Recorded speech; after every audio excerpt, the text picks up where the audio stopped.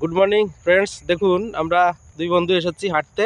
তো প্রত্যেক দিন আমরা এখানে আসি। দেখুন কি সুন্দর একটা প্রকৃতি, দেখেছেন? দেখলে আপনার মন ভরে যাবে।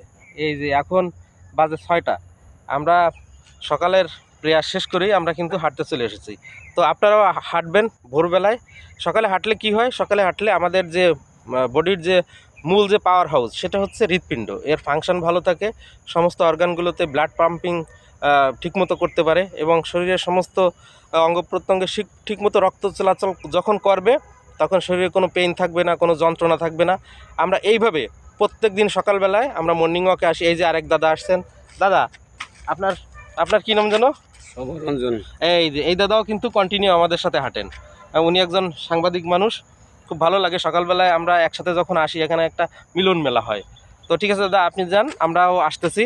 তো আপনারা নিয়মিত কন্টিনিউ আমাদের সাথে আসবেন, হাঁটবেন, শরীর ভালো থাকবে। তো আজকের মতো বিদায় নিচ্ছি। শুভ সকাল।